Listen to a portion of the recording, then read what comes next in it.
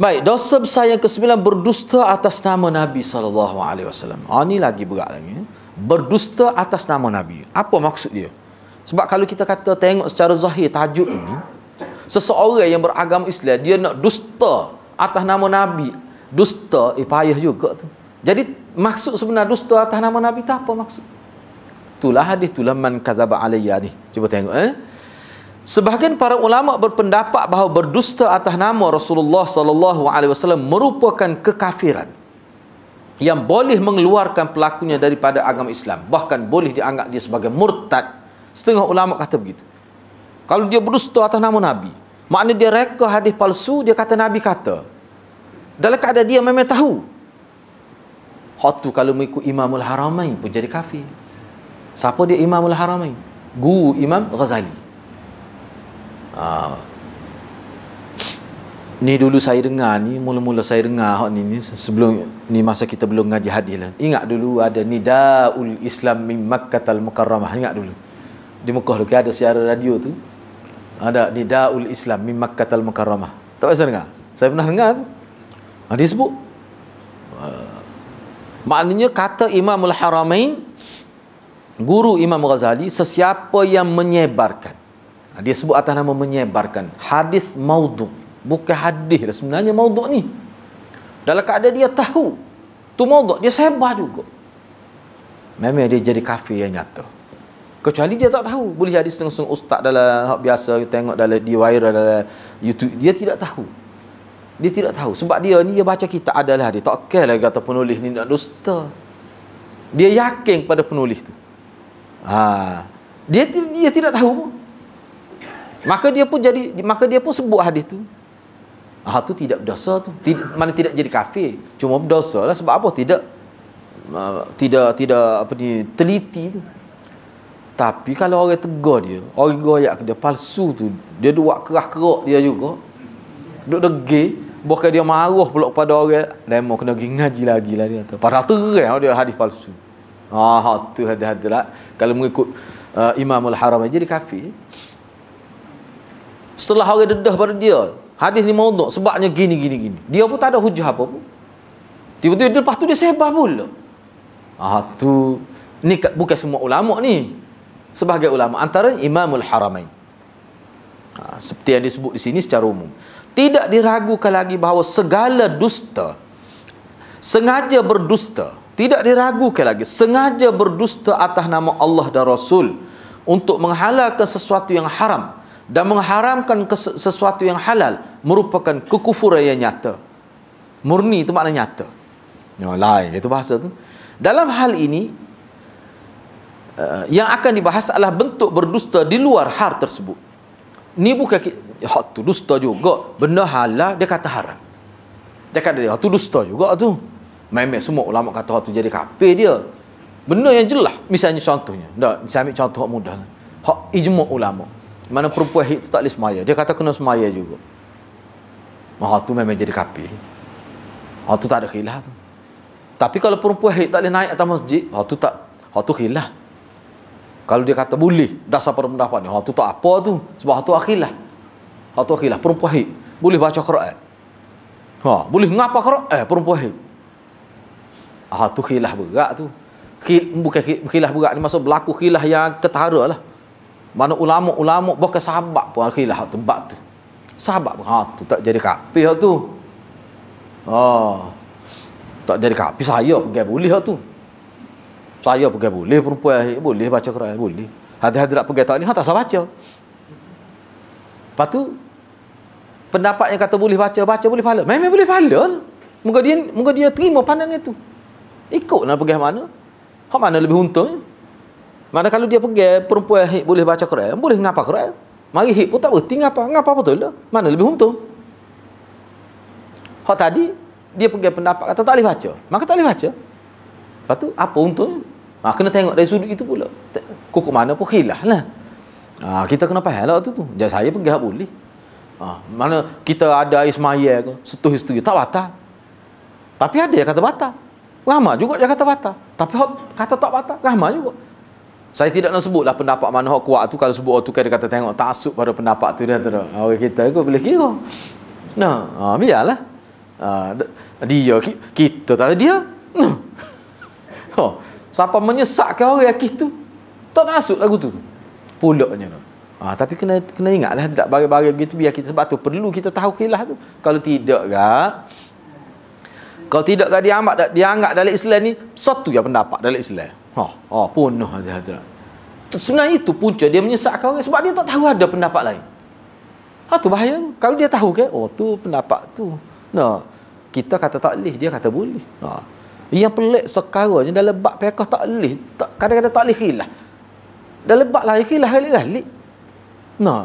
Nak buat rumah tu, nak buat dapur depan, kadang belakang tu balas gagal. Tapi tak ada apa-apa, siap juga rumah. Lepas tu makan masuk situ, tidak kata haram masuk. Apa? Sebab kawin pendapat kena buat depan dapur. Jadi bila hak belakang ni tak kena pendapat kawin jadi haram. Tak ada, tak terima tu. Tapi dalam bab agama tak boleh langsung nak pula ada. Sebenarnya Ki Jahil teragi kapung hadirat. Dia panggil sesat. Sebab tu kalau pergi kapung dia bila nak uji cucu ke datuk lelaki dia pegang gini, pegang bawah. Takut setuh. Sebelum nikah pun batal. Selepas nikah pun batal. Iyalah kita tu. Tengok tu dia tu, tak asuk tu dia tu. Yang muka dia pergi hak boleh. Dah cuba fikir. Tu jadi naik motor tak beg tengah tu. Tengok tu tak asuk dah tu dia tu. Dah fikir mik lah dia tu. Fikir mik lah mana itu. Sebab tu hati-hati orang kita ni teruk saya tengok biarlah sebut dah.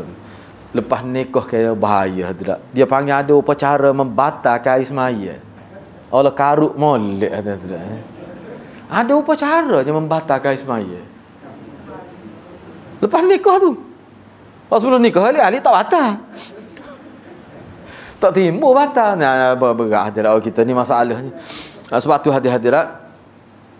Sebab tu dalam kitab Imam Bukhari ni dia ada sebut khusus Islam tu mudah. Mudah Islam ni sebenarnya. Tidak payah. Tapi mudah pun dengan dalil. Cuba tengok hadis Nabi. Ni hadis utama. Bila kita membicarakan tentang dusta atas nama Nabi, inilah antara hadis yang utamanya. Hadis ni dalam beberapa versi lah. Inna kadhiban alayya. Ni kata Nabi SAW. Inna kadhiban alayya. Laisa ka kadhibin ala ghairi. Man kadhaba alayya amidan. Falyatabawwa maq'adahu minan nar. Sesungguhnya berdusta atas namaku tidak sama dengan berdusta atas nama orang lain. Sesiapa yang dengan sengaja berdusta atas namaku, maka perbuatan dia itu seperti dia menyiapkan tempat duduk dia di dalam neraka. Tu. Saya akan hurai selepas ni. Apa maksud dia tu? Nabi SAW juga bersabda, yutba'ul mu'minu ala kulli syai'in illa al-khiyanah wal kadhib. Watak seorang mukmin itu boleh pelbagai kecuali untuk berwatak pengkhianat dan pendusta. Apa maksud dia? Kecuali tidak untuk berwatak pengkhianat dan pendusta. Makna orang mukmin ni boleh jadi macam-macam bentuk tabiat dia. Orang mukmin sendiri bukanlah kata bila sebut orang beriman kat mesti baik semua, tidak. Kadang-kadang boleh jadi jahat juga. Banyak boleh. Tapi orang mukmin ni kena jaga. Janganlah bila mukmin tu ada sifat khianat. Hak lain boleh jadi. Mengumpat boleh jadi, tapi khianat jangan. Kena hindar. Hak ni hak khianat pun berat juga, tapi khianat dan dusta. Maknanya seseorang tu dalam banyak-banyak kesalahan tu boleh berlaku pada orang mukmin, tapi janganlah ada khianat dan dusta. Itu maksud dia. Lebih-lebih lagi khianat dan dusta tu atas nama agama. Ni berat lah. Berat. Okey, seterusnya kita baca dulu, kemudian saya akan buat beberapa huraian lah berkait dengan perkara tu. Nabi SAW juga bersabda, man rawa anni hadithan wa huwa yura annahu kadhibun fahuwa ahadul kadhibin. Sesiapa yang meriwayatkan sebuah hadis daripadaku dan ia mengetahui bahawa hadis tersebut adalah palsu, tiba-tiba dia riwayat juga, maka dia termasuk dalam orang yang mendustakan hadis, termasuk pendusta hadis itu. Walaupun bukan dia reka hadis itu, dia sebar dalam keadaan dia tahu. Ni paling ringan ni. Paling ringan. Tapi kalau mengikut hadis lain, bila dia tahu, oh jadi kafir. Jadi kafir. Baik. Syarah. Sebelum baca syarah tu saya syarah dulu. Ringkas ni nak supaya dia gini hadirat. Jadi hadis yang Nabi sebut bahawa sesiapa yang berdusta atas nama aku, mana seperti dia menyediakan tempat dia dalam syurga, dalam neraka tu, dia dalam beberapa bentuk huraian. Yang pertama, ni dia panggil secara hakikat. Hakikat. Dia berdusta sungguh. Mana dia reka, dia sendiri reka. Dia reka hadis dan dia sebar. Dia reka. Lepas tu dia sandar pada Nabi. Dia mari, dia ambil pula sanad mana-mana hadis, dia letak situ. Ingat mudah kau zaman dulu ulama nak kesal payah. Tapi dengan ilmu jarhu wa ta'dil, dengan ilmu usul hadis, ulama boleh kesal. Boleh kesal. Mudah ya. Katakanlah hadis tu ada 300 tahun lepas pada tu. Dah contoh ni. Lepas tu sanad pun sahih. Tiba-tiba macam mana hadis ni ada? Sedangkan dalam himpunan hadis hak kurung pertama kurung tak ada. Banyak hadis hak timbul. Hak zaman kemudian. Tengok dalam kitab tu tak ada. Boleh share tu hadis tu. Mana mudah sangat umur hadis ni. Boleh tahu. Itu antara kajian ulama. Sebab tu ulama kita meletakkan dalam kerangka ilmu Islam ni, hak kitab kurung pertama, kurung tiga. Tu ulama zaman tu. Hak tu kita kena ngaji. Kalau boleh kita kena baca semua. Jadi kalau hadis hak 3 tahun, 3 kurung pertama tu tak ada hadis. Tiba-tiba selepas tu baru ada. Hadis tu boleh disemak dah tu. Macam mana hadis ni dulu tak jumpa? Perawi ni juga. Tiba-tiba ada nama dia meriwayatkan hadis. Tapi sebab tu dia ada istilah tafarruq perawi. Apa jadi anak murid pada anak murid lain tak ada riwayat hadis. Ulama persoalan tu guna dah ke dia. Boleh jadi dia silap, boleh jadi orang guna sanad tu sandar kepada dia macam-macam lah. Ulama boleh kesal, dia ada kaedah dalam agama kita. Sebab barang pelawak ni barang batil. Dia mesti ada poin-poin yang kita boleh kesal tu. Tu hijab ulama. Hak tu lah ulama kita sampai mati di Imam Bukhari sampai mati dalam perjuangan mencari hadis dan membuat pengesahan terhadap hadis tu. Nak cek hak tu lah. Tu yang pertama. Hak ni jenis reka, dia sendiri reka. Hak ni memang berdosa lah. Hak ni lah ulah Imam Haramain kata kafir tu. Yang kedua, dia tidak cermat dalam periwayat hadis. Asal jumpa hadis saja dia paksa hebat. Sebab orang kata hadis. Ni salah satu, ini termasuk juga. Tapi hak ni kukuk mana pun ingatlah sikit. Tapi kukuk mana termasuk berdusta tenang beliau. Yang ketiga,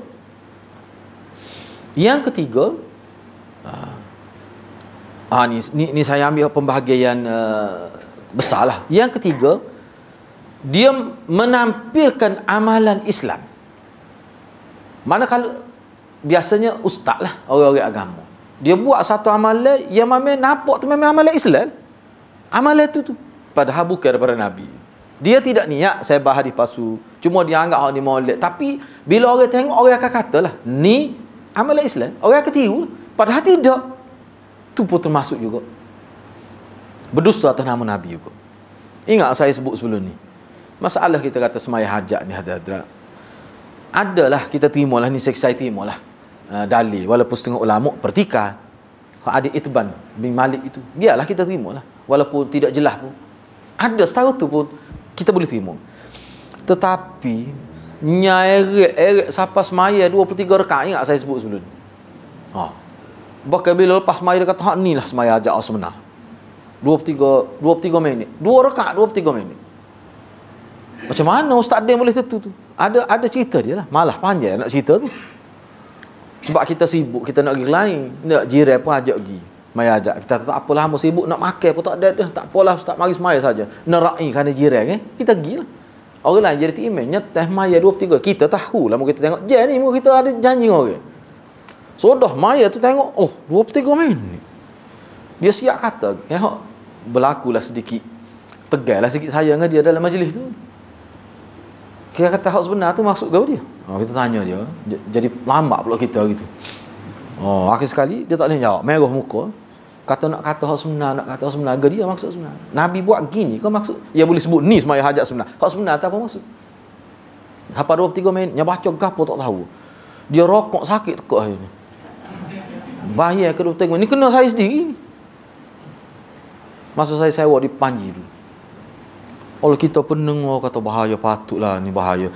Masalah sekarang hak je buat ni ustaz ni. Hak itulah maksud saya sebut tadi. Bedak ulama kita sebut dalam kitab. Mana kalau bagi orang jahil, dia tengok orang agamawan kita kata, buat gini, mesti dia kata, mesti agama ni. Silap-silap hari bulan dia suruh buat pula rumah dia tu. Hak lagu tadi, hak sebenar. Mesti dia dah lepas. Takkan ustaz nak pelawak. Takkan ustaz nak bohong. Ustaz ke takut Tuhan. Ni bahaya dah tu lah. Padahal hadis itu setara mana ya? Simple ya. Barang kebetulan tu sebenarnya. Ni siapa dia agak sedih kena baca gini, kena baca ayat ni secara khusus gini lama. Hak tu barang tarik tu. Hak tu kita bimbang ya, tak kita bimbang. Sebab Nabi nak pergi perang Uhud, perang Badar tak mai ajak. Nak pergi perang tu. Nak pergi perang tu. Cuma dalam kitab sebut malam tu pakak mun ajak masing-masing di rumah dengan tahajud nak pergi perang. Malam tu sendiri masing-masing di rumah. Tak ada Nabi kata turun pada tu. No. Sebelum dilepaskan oleh ahli keluarga tu pakak mai ajak. Tak ada. Kita tak jumpa. Maknanya hadirat kalau kita terima hadis tu pun dalam keadaan yang tidak ditekankan dalam amalannya. Sebenarnya ni kita ni tak boleh selisiki. Nak masuk dari PS tu mai ajak di depan di padang tu. Nak masuk tu jujuk kepala tu Allah azan sepah mai depan mai ngari. Azan. Ketua. Tu nak kata mana? Kalau kita kata siapa kau azan? Tak kata ali azan. Belak sungguh azan untuk semaya. Tu hadirat. Jadi benda-benda gini hadirat saya ni hak tiga hak sebenarnya hak orang panggil menyebar. Jadi walaupun dia tak sebut tapi dia mengisyaratkan dengan perbuatan dia Nabi buat gini. Orang faham gitu. Memang orang faham gitu. Hak tu termasuk juga. Sebab tu jangan tebing lah. Jangan tebing buat. Tu tiga bentuk seperti yang disebut dalam hadis lah. Baik, cuba tengok dalam syarah ni. Syekh Utsaimin rahimahullah berkata, berdusta atas nama Allah dan Rasul merupakan bentuk dusta yang paling besar. Hal ini didasarkan atas firman Allah. Faman azlamu mimman iftara 'ala Allahi kadhiba liyudilla an-nasa bighairi 'ilm innallaha la yahdil qaumaz zalimin. Siapakah yang lebih zalim daripada orang-orang yang mengada-ngadakan pembohongan atas nama Allah untuk menyesatkan orang-orang ramai tanpa pengetahuan. Orang-orang jahil, orang tak tahu apa. Jadi sesatlah buat ni. Sesungguhnya Allah tidak akan memberi petunjuk pada orang yang zalim. Orang yang menyebarkan berdusta atas nama Nabi dalam tiga bentuk yang saya sebut tadi, Allah tidak akan beri petunjuk pada dia. Sesat dalam ibadat. Kemudian tak apalah. Sini dia hurailah. Huruf lam yang tercantum dalam firman liyudilla, untuk menyesatkan orang-orang tanpa pengetahuan, adalah huruf lam penjelas akibat sesuatu perbuatan. Huruf lam penjelas sebab. Dia panggil lam lil akibat. Sama dengan firman Allah, faltaqatahu alu fir'aun liyakuna lahum aduwan wa hazana. La ni sebutir bahasa Kelantan. La sebutir dia panggil. Besar rumah pun sebutir kok. Besar ni pun sebutir. Mudah ya Kelantan. Nak beli rumah sebutir, cici pun sebutir habis. Mudah ya penjodoh bilang dengan orang Kelantan ni. Dia pakai wihat tu ya. Relax, tak sakit kepala. Ni sekaki payung, panjang ketemu. Baik, la ni satu lam itu makna dia dengan tujuan, dengan maksud, untuk menyesatkan orang ramai tanpa ilmu. Begitu juga seperti ayat ni, faltaqatahu, maka dia dipungut oleh keluarga Firaun, ni cerita Nabi Musa, agar kelak dia menjadi musuh, liyakuna, supaya nanti dia akan menjadi musuh kepada mereka. Dan sebagai kesedihanlah kepada mereka. Akhir sekali anak angkat dia sendiri yang menjatuhkan dia. Firaun sedih pula dia. Aku cara ketemu daripada kecil, tiba-tiba dia yang menjatuhkan kerajaan aku. Itu ayatnya lam, fungsi lam itu dalam bahasa Arab, ataupun sebut sebagai lam ta'lil lah, untuk menunjukkan akibat, bukan tadi, untuk akibat supaya jadi. Tu gitu terjemah dia. Padahal tujuan mereka tak apalah tu. Sini dia buat dua. Berdusta atas nama Allah ada dua jenis. Dua. Tak apalah kita bahas, sebab ni ada pandangan ulama ni berbeza-beza. Contoh kita kata syirik lah, setengah kata dua ya, setengah kata dak, lima, setengah tu sebut hurah, dia ada huraya macam-macam lah mengikut pandang ulama dalam memahami makna syirik pada Allah tu berbeza-beza. Cuma dalam kitab ni berdusta atas nama Allah ada dua jenis. Yang pertama dengan cara mengatakan bahawa Allah telah berfirman seperti ini padahal dia telah berkata dusta, dia berdusta atas nama Allah padahal Allah tidak mengatakannya. Kedua dengan menafsirkan firman Allah. Mana hak tadi dia panggil, dalam istilah dia panggil tahrih. Tahrih tu maknanya tahrih lafaz. Tahrih lafaz. Sebuah Syiah kata Quran sebenarnya bukan kuntum khaira ummah, kuntum khaira a'immah. Misalnya dalam kitab tafsir dia. Kuntum khaira a'immah, bukan ummah, kuntum khaira ummatin. Hak tu Quran Nabi ajarlah. Tapi Syiah kata tak silap. Hak tu telah diubah oleh sahabat. Dia tuduh begitulah dalam kitab tafsir dia. Sebenarnya ayat sebenar itu pada Nabi kuntum khaira a'immatin. A'immah. No ayat imam 12 dia tu lah. A'immah ni jamak pada imam. Ummah ni umat. Jamak dia umamun. Tu dia panggil ubah lafaz. Itu yang pertama. Yang kedua dengan cara menafsirkan firman Allah bertentangan dengan makna yang dikenal. Ni dia panggil penyelewengan secara makna. Lafaz dikekalkan. Dia panggil tahrif makna, bukan tahrif lafzi. Kerana yang dimaksudkan dari sebuah firman Allah adalah makna firman tersebut. Maka apabila dia mengatakan yang dimaksud Allah dalam ayat ini adalah seperti mana ini dan itu, dia kata begitu, bukan atas rasa hak sebenar, maka dia telah berdusta atas nama Allah. Dia telah berani mengatakan sesuatu yang tidak dikehendaki oleh Allah. Akan tetapi untuk dusta jenis kedua ini, jika ucapan tersebut keluar dari hasil ijtihad yang salah dan menafsirkan suatu ayat, maka Allah Ta'ala akan memaafkannya kerana Allah berfirman. Maksudnya seseorang itu dia hura maksud ayat tu dengan hawa nafsu. Sebab tu kalau orang belajar tafsir, dia panggil tafsir guna hawa nafsu. Dia tidak guna kaedah. Sebab nak tafsir Quran ni dia kena mahir bahasa Arab. Dia kena ikut ulama-ulama tafsir dulu macam. Dia kena ada tu. Lepas tu dia kena tahu sebab nuzul, dia kena tahu konteks ayat, dia kena tahu ayat ni bercakap tentang apa, ayat siyak dan sibak, macam-macam kaedah nak tafsirkan. Takut salah tu lah. Setengah-setengah tu tafsir, maknanya dia ikut. Dia bila dia semua dia nampak kok mana ayat ni boleh pergi. Tu haram tafsir gitu. Bila dia baca tu, dia tengok ayat ni boleh pergi kok ni. Dia pun gomor tu. Lepas tu minggu depan mari nampak boleh pergi juga kok ni. Dia gomor tu pula.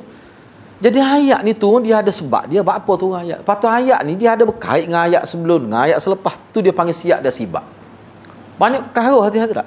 Sebab tu ulama buat keputusan sesiapa nak tafsir Quran, dia tidak tahu sebab nuzul ayat, haram tafsir dia. Dia ada kaedah dia. Tak boleh nak tafsir ikut suka gitu Quran ni. Tak boleh. Tetapi kalau ulama itu yang sudah diiktiraf keilmuan dia, semasa dia tafsir Quran dia berijtihad Quran sebab kadang-kadang asbab nuzul berkhilaf lagi ulama. Setengah ulama kata ayat ni maksudnya gini, hasil ijtihad dia. Tu tak dosa tu. Sebab memang dia ilmu dalam bidang dia. Cuma dia tersalah dalam ijtihad, sebab salah dalam fiqh itu boleh berlaku. Tu tak ada masalah tu. Tu khilaf kalau kita ngaji tafsir. Dalam Ibn Katsir banyak-banyak dia sebut. Ulama, misalnya kita kata ni ayat apa ni? Dalam surah Juz yang ke-30 tu lah. Fasabiqah apa ni Allah tak ingat ayat tu. So kata ni mana nama malaikat. Khilaf pula. Tak ingat ayat tu pada tafsir ayat tu ya. Nak ayatnya kadang-kadang satu kalimah dalam Quran tu. Misalnya saya ambil ginilah dah.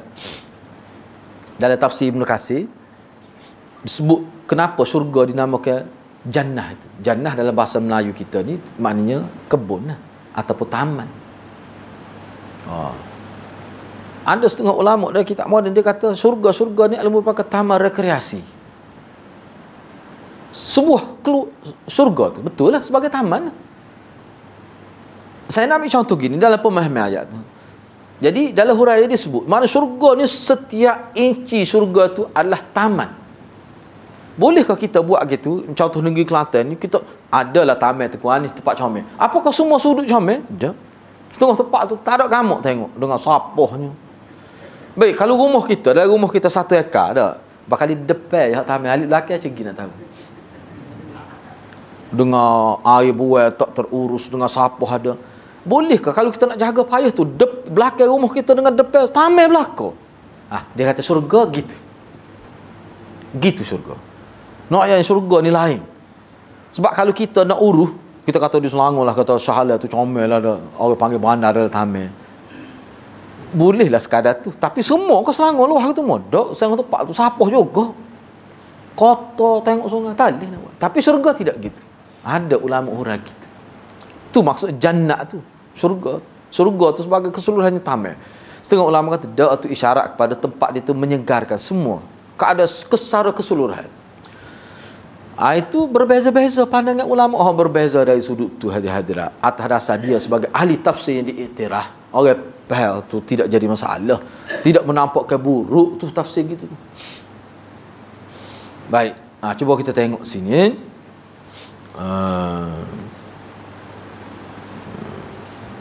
Adapun jika dengan sengaja.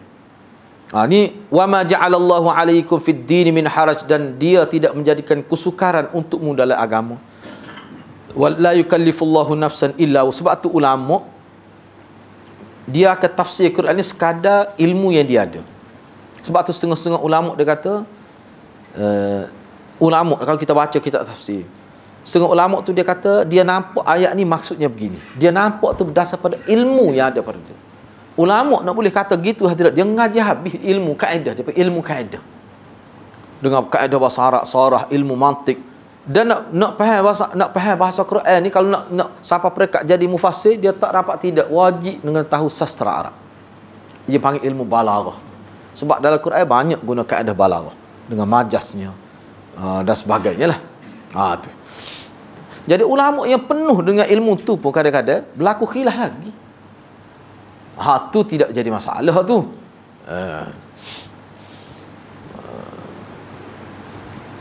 Adapun jika dengan sengaja menafsirkan firman Allah dengan sesuatu yang tidak dimaksudkan oleh Allah kerana mengikuti hawa nafsu atau untuk memuaskan kepentingan seseorang atau untuk lainnya, maka ia termasuk orang-orang yang berdusta dengan mengatasnamakan Allah. Misalnya, ni saya dengar dia lah. Misalnya dia kata wa'bud rabbaka hatta ya'tiyakal yakin. Ni ada ajaran salah. Sembahlah Tuhan engkau sehingga datang keyakinan. Jadi makna kita ibadat ni, bila siapa kita yakin, tak perlu dalam ibadat. Sebab tu ada ajaran salah, dia panggil pokok batiniyah ni. Bila dia siapa perekat makam yakin tu siapa dia yang menentukan dia siapa tu tak tahulah. Mana dia ni orang tertentu buat dia sudah siapa makam yakin. Jadi siapa yang menentukan siapa tak siapa tu? Mungkin jenis makam gitu. Tapi ni orang panggil ajaran salah. Dia tak semaya, dia tak semaya. Lepas tu kita kata tak semaya dah sedap sebab kita sudah mencapai tahap dia. Jadi pokok dia ni semaya, bagi dia semaya ni berada di mana-mana. Dia bawa bersikap pun, dia ingat pada Allah. Itu hakikat semaya. Semaya tu latihan nak sampai situ. Sebab tu dia apa-apa dia nampak Allah saja. Orang kata dia ada dalam jubah tu Allah. Nak kata mana? Sebab tu ada, yalah benda ni tak nak sabar, tapi nak ayat yang kadang-kadang orang nak gorang dengan dia pun pening. Dia ada dalam mangkuk tandas tu. Nak kata Allah juga. Sebab dia kata semua dia nampak Allah belaka. Semua ni Allah hakikat. Dia tengok beruk dia nampak Allah. Dia tengok ni nampak Allah semua. Ada tanah dalam mangkuk tandas tu ke dia? Menampak ke dia? Siapa begitu kadang-kadang orang nak guna dia, orang dia mikir sesak dia, siapa orang guna gitu di sini. Dia kata tak lihat tu tak suara dengan Allah. Sana kata Allah belaka. Siapa dia bopok dia sesak ke tengok lagi kitab ni dalam poket dia ni. Gapo dia ada dalam poket kata Allah. Gapo dia dalam jubah engkau ni. Gitu. Allah. Allah berlaku. Akhir sekali macam Allah bersatu dengan makhluk pula. Jadi gitu pula. Hulul pula. Penyakit buat. Sudah ke perkara tu hadirat talih Nabi tidak ajar begitu. Jadi nak ayatnya pokok sesat ni gitu. Akhir dia tafsir Quran. Pokok ni dak kalau jumpa dia memang ayat Quran dia tafsir cara dia. Dia tafsir cara dia. Padahal semua ulama kata yakin, makna mati. Wa'bud rabbaka hatta ya'tiyakal yakin, mana al-maut. Mana-mana tafsir. Tengok. Dia ada. Jadi nak tafsir yakin dengan makna maut, tengok hadis lah. Hadis tafsir yang menafsirkan Quran. Hadis lah paling baik. Banyaklah hadis-hadis lah. Kalau kita buka kitab pokok ajaran salah dia tafsir Quran, parah benar. Nengung kita. Cara dia tafsir tu. Baik. Hak ni hak tafsir ni berkenaan dengan tafsir. Kalau dengan hadis pula faham macam-macam. Sebab tu kita kena beringat bila kita baca ayat Quran, kita nampak orang. Ayat ni tuju pada orang tu. Dan kita guna ayat Quran untuk qiyas pada orang tu, seolah kita guna ayat untuk serang orang. Bahaya tu cara tu. Dia bukan begitu Quran. Dia bukan begitu cara Quran. Kena beringatlah. Mana baca ayat pun dengan maksud nak kata kat redah. Misal contohnya, tu kena beringat. Tu kena beringat. Betul. Kita tak nafi ayat Quran ni untuk kita manusia lah. Bila seorang tu buat salah, kita baca ayat Quran sebagai peringatan. Tu tak apa. Ni kadang-kadang konteks ayat lain suku sakak. Tu maksud ta'lih. Maksud ta'lih tu. Baik. Begitulah seterusnya. Man kadzaba alayya muta'ammidan falyatabawa maq'adahu minan. Jadi bagaimana kedudukan? Yang terakhirlah saya sebut. Jadi bagaimana kedudukan seseorang? Sebab ada disampaikan kepada saya, ada seorang ustaz tu memang dia teranglah hadis palsu yang dia sebat, dia sebut tu. Tiba-tiba adalah beberapa orang anak muda lagi lah, tak habis lagi ngaji lah, ni dia buat PhD.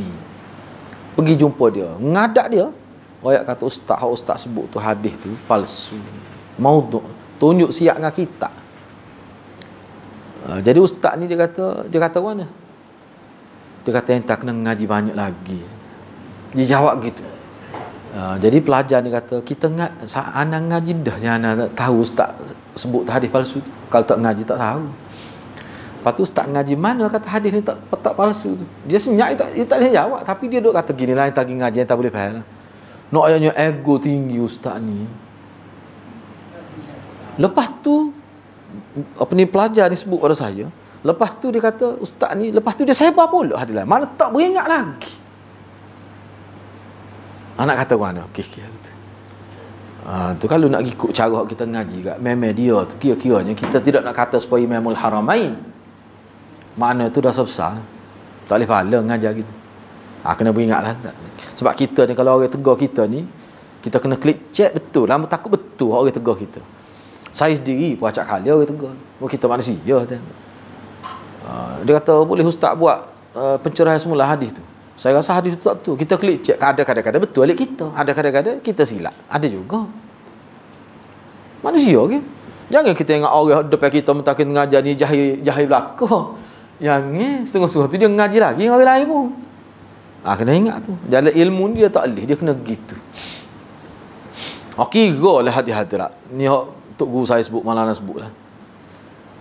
Saya tak ingat nama apa dia ni. Dia terkenal juga. Tak ingat nama apa dia ni. Lama dah masa ngaji. Tahun berapa lagi ni. Tahun 2. Masa, tahun 92, 91 gitu.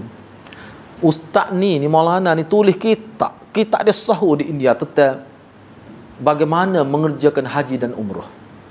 Tiba-tiba dia pergi buat haji. Dia salah buat haji. Dia tulis kitab. Hak dia tegar dia budak muda. Budak muda tu dekat sekolah menengah kita. Pak cik. Tak boleh buat gini. Tak boleh masuk ke hijau Ismail. Kau tu nak masuk lola. Tak boleh ni. Sebab ni kau saya tak boleh lagi, tak boleh ni. Adalah dia sebut kejut Maulana tu. Maulana tu tak ingat. Mungkin dia tak jawab haji. Pergi buat sekali salah lagi. Dia tanya budak tu, "Mu tahu mana?" "Saya baca kitab ni." "Kena kitab dia." Kitab dia tulis. Lepas tu dia mengenang, lepas tu dia mikir panjang. Hak aku tulis diri aku tak ingat. Hak aku tulis diri aku tak ingat. Budak tu pun tahu pergi kitab dia. Mujur budak tu tak kenal dia lah penulis kitab tu. Kalau tidak malu berah. Nak ayatnya malah nak sebut saya nak ayatnya kita manusia setara tu ya hadirat. Asal duk buah lah. Setara tu ya kita ni. Mujur lah budak tu. Kalau kitab lu ni dia ada gambar penulis tu. Mujur dulu tak ada gambar. Kalau ni kitab dia bukan gambar tu dia tu. Ya, kalau ada gambar tu lagi berah muka tu dah. Kena beringatlah kita ni kena beringat kan.